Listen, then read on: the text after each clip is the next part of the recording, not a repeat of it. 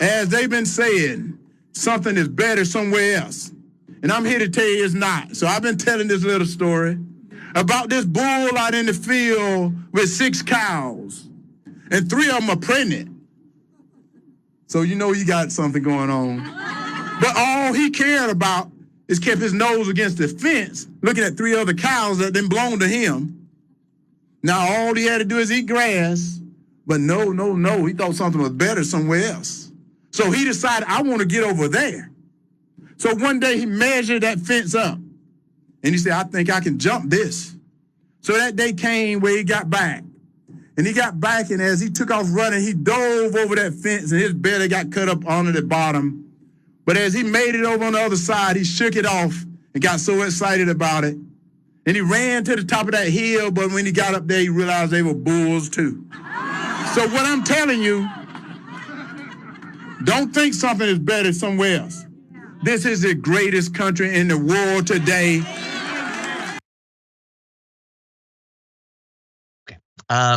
I would like to give credit to Herschel Walker for mostly getting through that. It was rambling nonsense, but it didn't include any clear lies. He didn't claim that he's been a cow for 7 years or that he managed ranches or anything like that. There were no huge lies, so that's good. The issue was that leaves us with the actual story and the metaphor that it's intended to represent.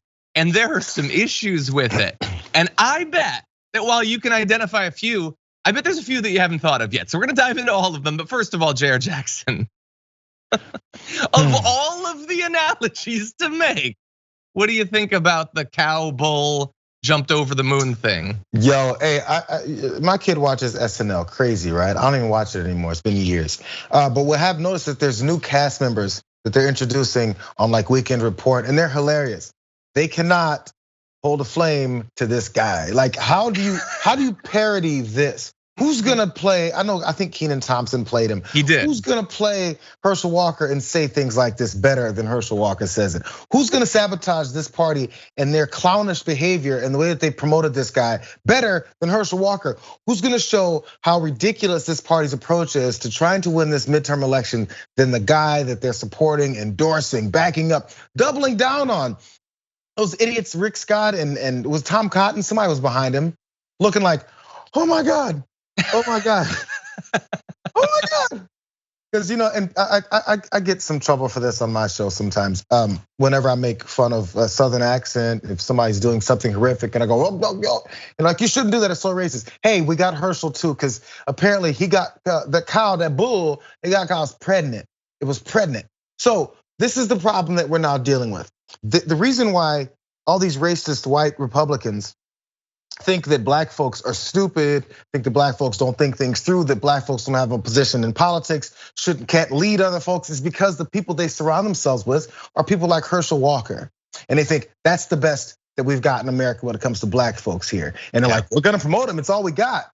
Hey, maybe you should talk to real people who aren't just put in place to be your puppets, to be your minions, and to try to say the things that you always lie about every other day. And as a matter of fact, the established ones, the ones who are already into the politics, they're not doing a very good job of selling themselves either. Rick Scott is a clown too, so he doesn't have much to be embarrassed about standing behind Herschel Walker. Sorry, I had more to say than I thought.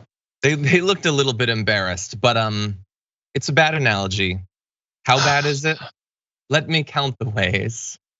So first of all, there's this weird thing, I don't even totally understand it, where like you could have just been happy with all of the women you were having sex with, and then you made this unnecessary gamble and now you're just surrounded by dudes.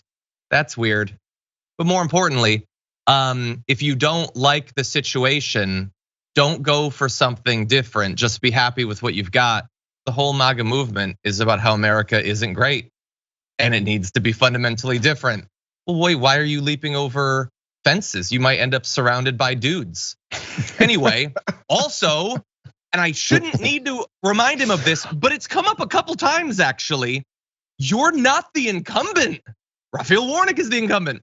If the analogy is don't look for something different, be happy with what you've got, that benefits Raphael Warnock. And as I said, this is not the first time that he's made this mistake. He talked about how Raphael Warnock wants to take this seat and they need to keep it. It's his, Herschel Walker. He's got it right now. You're not an FBI agent, you don't manage a hospital, and you're not a US senator. I shouldn't need to remind you of all this. But of course, of all the ways it's a terrible analogy, you are currently facing a scandal of having impregnated a bunch of different people. And so the analogy you come up with is a bull that's got something going on. You're just describing yourself. You're cow projecting, which is a new form. I like it. It's mixing it up a little bit. But could you not have come up with a different analogy? And then of course, this is a bit of a more old school reference or whatever, but it made a lot of people think of Tommy Boy and his story about how if you want to know what a T-bone's like, you could stick your head up a cow, but I'd rather just take the butcher's word for it, and how he couldn't get it out for the whole movie until the end, spoiler alert. It's just, this is not making you look good. And finally, the last thing you need to do, Herschel Walker, in the run up to this election is give people the idea that there might still be time to replace you with a cow. Because honestly, the cow's not gonna bring as many scandals to the table. So by the way, also I guess this is a small point because all that obviously makes sense, and he shouldn't be drawing attention to the fact that the parallels between his latest revelations and this. But also, you retelling this story, you start over again, because I've heard this story before and I've forgotten about it. I'm glad he retold it.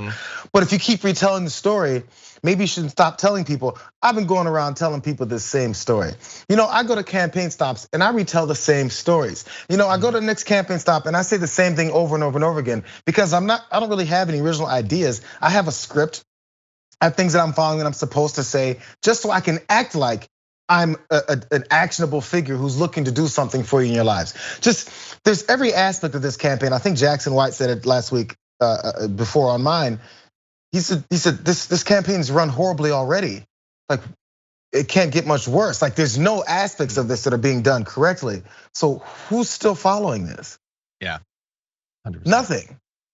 Yeah, I hate analogies like this. Like that, look, either you have a point to make or you don't. Cloaking it in animals is not necessarily superior, okay? And I say that as a guy who's written books about magical animals or whatever.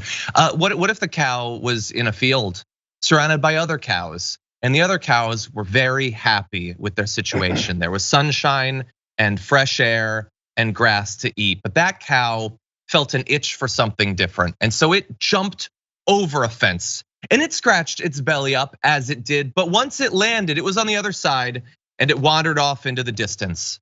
And those other cows who'd been so happy with the sunshine and the grass were marched single file into a building and had a bolt put through their head and they were turned into hamburgers. Like you can make an analogy with animals for literally anything you want. Like, do you know that, Herschel Walker? Anyway. No.